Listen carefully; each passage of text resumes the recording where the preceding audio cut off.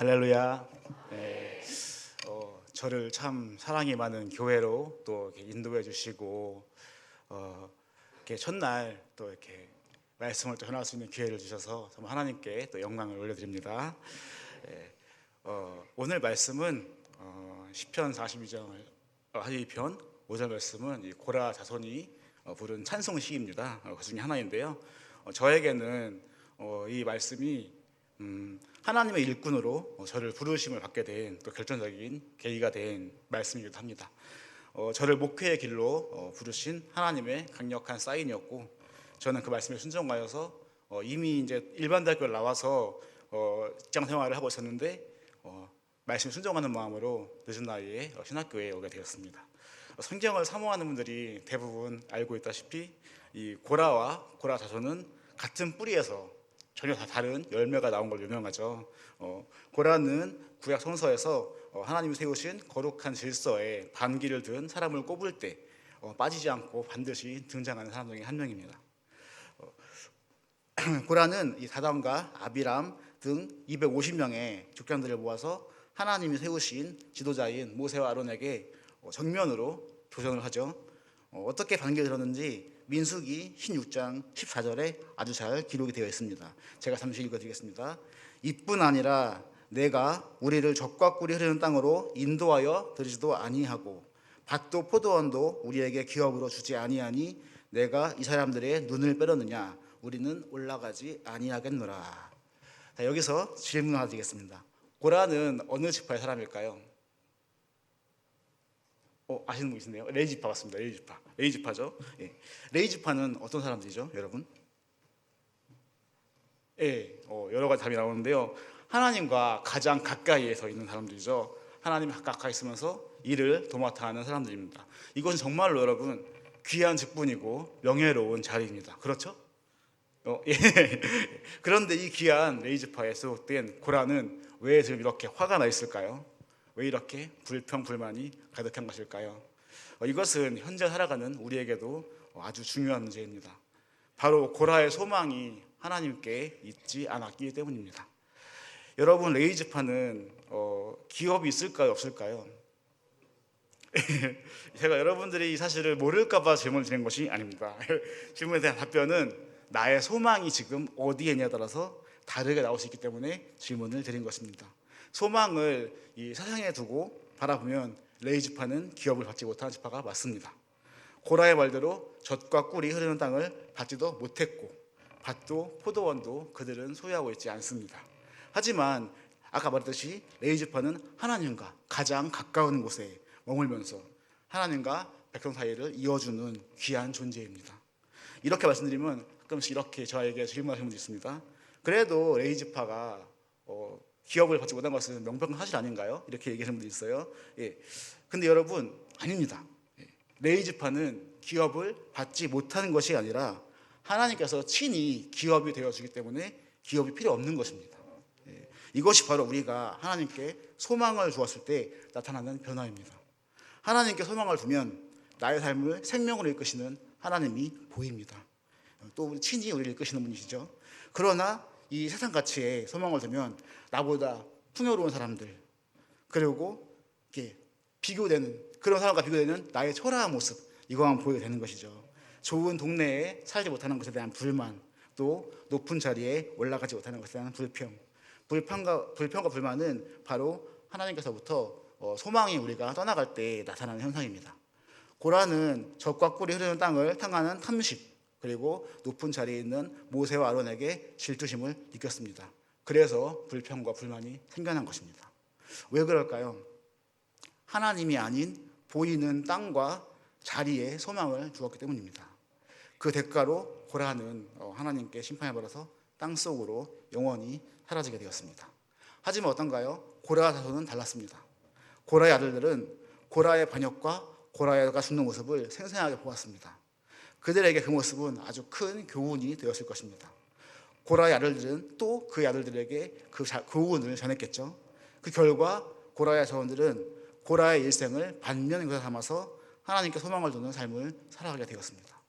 하나님께 소망을 두고 살아가면 하나님께서 그들의 인생을 책임져 주십니다. 고라 자손은 예배자의 삶을 살아가면서 역대기에서는 찬양대의 사명, 귀한 사명을 감당하고, 또 남들이 보기에는 굉장히 힘들어 보이고 보람도 없는 것 같은 성전 문지기의 사명을 감당하면서 이런 고백을 합니다. 하나님의 궁정에서 한 날이 다른 곳에서의 첫날보다 나은즉. 예. 여러분, 이런 고백이 어떻게 나올 수 있는 것일까요? 바로 고라 자손은 하나님께 소망을 두었기 때문입니다. 그 소망이 하나님을 정확히 향하고 있었기 때문입니다. 자, 이제 이쯤 되면은 하나님께서 저에게 이 말씀을 어떻게 전해주셨는지 궁금하시죠? 네. 저는 아까 말씀드렸다시피 늦은 나이에 신학교에 입학했습니다. 한 10년 정도 직장 생활하면서 남부럽지 않게 돈도 많이 벌었고요. 포스코의 그 협력업체에 있었는데 거기가 이제 가장 중요한 협력업체예요. 1일 협력업체인데 제가 거기서 이제 기술자로 일했었어요. 그래서 20대 후반에서 30 초반 사이에 거의 실수령이 한 달에 500 가까이 되는 돈을 벌었습니다. 그래서 저는 이제 그 당시에 그 남들처럼 여유롭게 사는 것에 대한 로망이 있었습니다. 지금을 살아가는 세상 사람들, 그렇죠? 돈 많이 벌어서 잘 먹고 잘 사는 것, 그것이 저의 꿈이었자 소망이었습니다. 신앙생활을 하고 있지만 몸이 건조했고 요한계시록에 나오는 라오디게 교회처럼 뜨겁지도 차갑지도 않은 그런 미지근한 신앙인이었습니다. 하나님께서는 그런 저를 사용하시기 위해서 사인을 주셨습니다. 직장 생활하면서 총 3번의 큰 사건이 있었는데 그중 첫 번째가 지금으로부터 약 15년 전에 28살 때 동탄 신도시, 동탄 2 신도시가 지금 이제 건설을 막 할 때였습니다. 그래서 이제 거기 가가지고 제가 파견금으로 빗물 파이프, 큰 파이프 있거든요. 그걸 이제 만들어가지고 주려고 이제 글로 파견되어서 근무할 때였는데, 당시 이제 2011년도에 동탄 신도시 거기는 지금처럼 이렇게 화려한 곳이 아니라 건설 현장이었습니다. 그냥 화업을판에 아파트 이렇게 현장이 몇 개 있고 그런 곳이었어요. 그러다 보니까 한여름 밤에는 그 외국인 노동자들 있잖아요. 이렇게 무서우신 분들, 그분들이 그냥 술 마시고 거기 건설 현장에다가 텐트 쳐놓고 자고 그랬습니다. 그냥.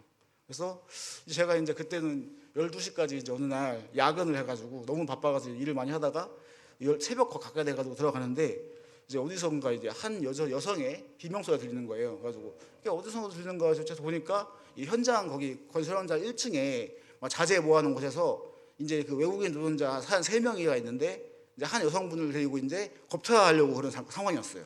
상황이어가지고 이제 아니 순간 본능적으로 제가 이제 이거 큰일 났다, 이거 어떻게 해야 되나. 근데 이제 경찰에 신고를 해야 되니까 일단 핸드폰을 열어가지고 이제 신고를 하고 있는데 너무 상황이 보니까 너무 상황이 안 좋아요. 그러니까 뭔가 당장이라도 일이 일어나도 이상하지 않은 상황인 거예요. 그래서 제가 이제 이것은 신고받아 끝나는 것이 아니라 내가 시간을 좀 벌어야겠다. 그래서 일단은 신고해놓고 제가 거기 들어갔죠. 들어가가지고 지금 뭐 하시는 거냐고 막 들어갔는데 어디서 그런 용기가 나왔는지 모르겠습니다. 근데 그 외국인 노동자 중에 한 명이 칼을 가지고 있는 거였어요.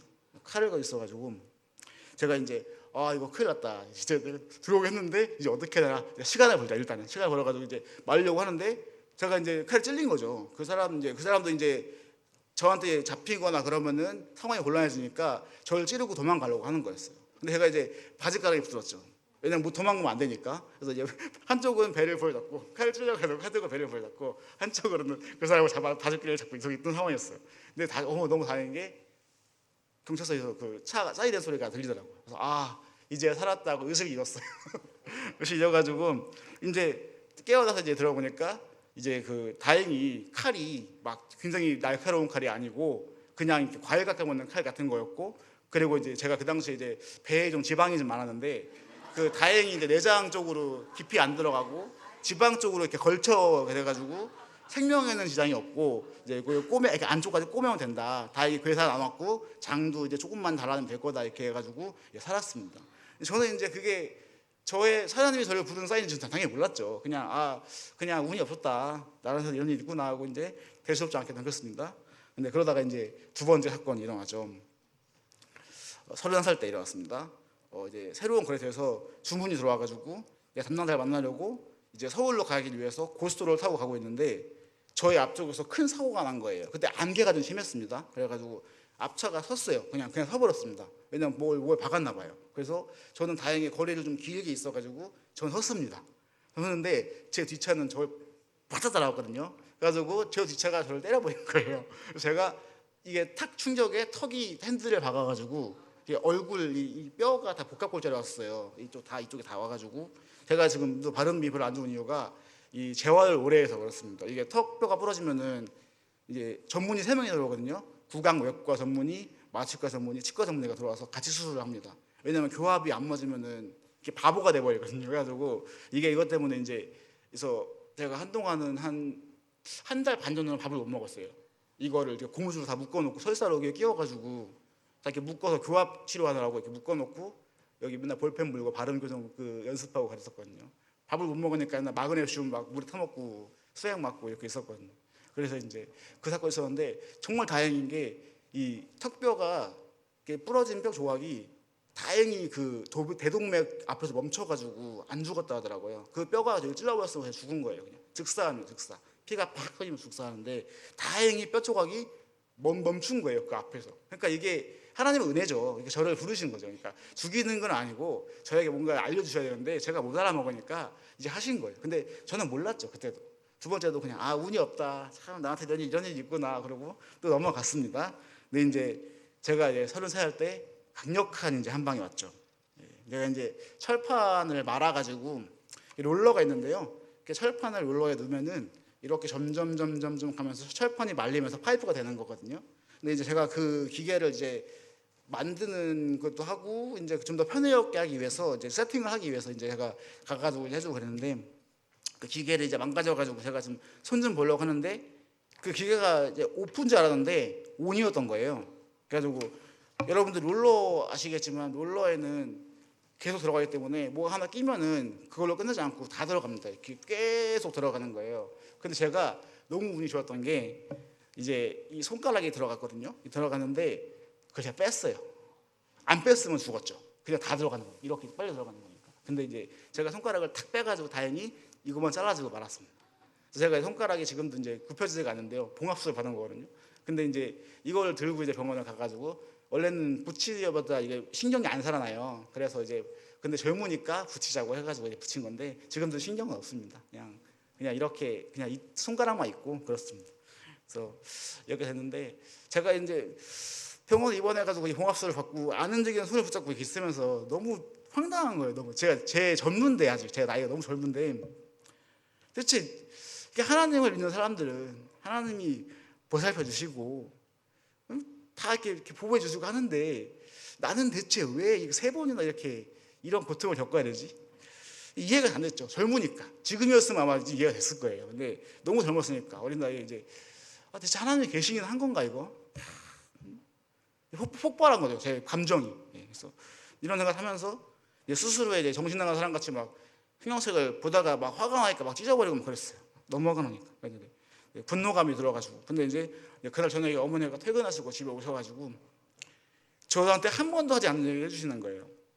왜냐면 저에게 누나 하면 있는데 이제 어머니가 시댁에서 이런 말을 줬어요. 아들을 낳아줘야지 남편이 좀 마음을 잡는다. 저희 아버지는 친아버지는 술을 너무 좋아해가지고 가정은 완전히 뒷전인 사람이었어요. 집에 뭐 일주일에 한 번 들어오시고 이런 분이었거든요. 그래가지고 이제 어머니가 많이 힘드셨죠. 근데 이제 시댁에서 그런 말 한 거예요. 아들을 낳으면 좀 마음을 잡지 않겠냐 이래가지고 저희 어머니가 서원을 하신 거예요. 그 아들을 주시면은 사무엘처럼 쓰겠다. 쓰게서 하나님께 드리겠다 그랬는데 이제 제 아버지랑 어머니가 이혼했어요. 좀 지나고 그래가지고 이제 어머니가 저와 누나를 둘이 여자의 몸으로 지금도 힘든데 막 약 30년 40년 전에 혼자 아이를 키운다는 것은 정말 힘든 일이거든요. 그러다 보니까 교회를 안 나가시게 됐죠. 못 나간 거죠. 어떻게 정확히 말하면. 그리고 이 일을 하면서 돈 버시느라고 잊어버리신 거예요. 서원했던 것을. 너무 힘드니까 삶에 치이니까 잊어버리신 거예요. 근데 이제 저한테 그 말을 이제 하시는 거예요. 근데 그 말을 듣고 있으니까는 조금 이제 마음이 진정이 됐어요. 왜냐하면은 이 나에게 그동안 일어난 일들이 퍼즐 같이 이제 이렇게 맞춰지는 거죠. 좀 뭔가 이해가 되는 거예요. 하나님께서 나한테 왜 이렇게 하셨고 그런 게. 그래서 이제 분노가 막 있었는데 밤에 이제 막 찢어진 성경책을 이제 바닥에서 주우면서 청소를 하면서 하는데 다 종이 조각이 찢어 있잖아요. 그런데 이게 선명하게 이렇게 큰 조각 하나가 제 손에 잡혔어요. 그 말씀이 바로 오늘 말씀이었습니다. 10편 42장 5절 말씀이었어요. 내 영혼아 내가 어찌하여 낙심하며 어찌하여 내 속에서 불안해하는가. 너는 하나님께 소망을 두라. 그가 나타나 도우시며 말미암아 내가 여전히 찬송하리로다. 이 말씀이었습니다. 근데 제가 그 말씀을 보면서 처음에는 아무 생각이 안 들다가 곰곰이 생각해보니까 갑자기 딱 그 생각이 나는 거예요. 아, 내가 고라였구나. 성경을 읽으면서 고라 참 어리석다. 왜 그러니까 하나님이 이렇게 잘 해주면은 감사합니다 하고 하긴 하지. 이렇게 적각거리 흐르는 땅도 안 주고 뭐 그런 말은 해가지고 에이 죽었냐, 에이 바보다 진짜 했는데 그게 저였던 거예요. 교회는 다니는데 하나님께 아무런 소망이 없고 남들처럼 잘 먹고 잘 살고 돈 많이 벌어서 그게 소망이 없고 그러니까는 제가 믿음은 있지만 믿음이 없는 사람과 똑같은 거잖아요. 어떻게 보면. 그러니까는 참 딱 생각해보니까 제가 고라였던 거예요. 소망의 세상을 두고 살아가는, 세상을 소망해 두고 하나님께 소망이 전혀 없는 그 모습이 바로 내 모습이었구나 생각이 들었습니다.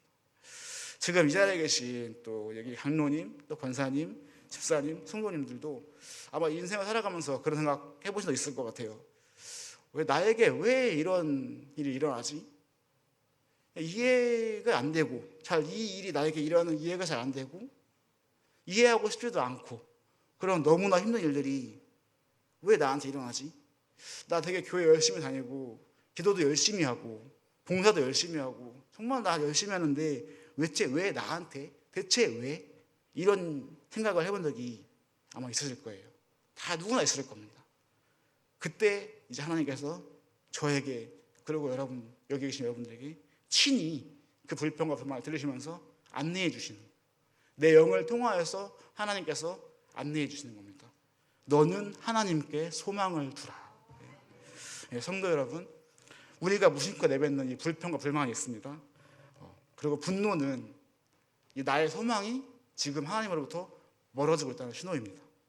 소망이 하나님이 아닌 세상을 향하면 주님의 은혜가 보이지 않습니다.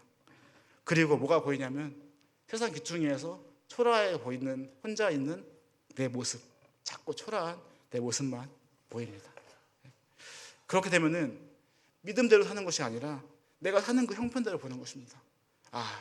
내가 열심히 하고 있는데 나에게 이러기만 안 되는구나, 난 안 되는구나. 그렇게 그냥 현재의 모습이 보이는 거예요. 하나님이 보이지 않고. 그러나 하나님께 소망을 두면 언제나 나와 동행해 오시는 내 인생에서 함께 하시는 하나님이 보입니다. 그리고 구원받을 수 없는 나를 구원하신 예수 그리스도의 십자가가 보입니다. 아무쪼록 오늘 말씀을 통해서 고라와 고라 자손의 그 인생을 바라보면서 그것을 반면교사 삼아서 언제나 우리가 하나님께 소망을 두며 살아가는 저와 여러분들이 다 되시기를 주님의 이름으로 간절히 축복합니다. 기도드리겠습니다. 사랑하는 하나님 감사합니다. 우리가 살면서 정말 우리가 겪고 싶지 않은 일들을 많이 겪으며 불평과 불만하며 살아가지만 하나님 오늘 말씀을 통하여서 우리가 하나님께 소망을 둠으로 우리가 정말로 다시금 하나님께 돌아가서 불평으로 사는 것이 아니라 불만으로 사는 것이 아니라 하나님의 은혜를 기억하며 살아가는 우리 모두 될 수 있도록 아버지 하나님 또 인도하여 주시옵소서. 예수님 귀하신 이름으로 기도드리옵나이다. 아멘.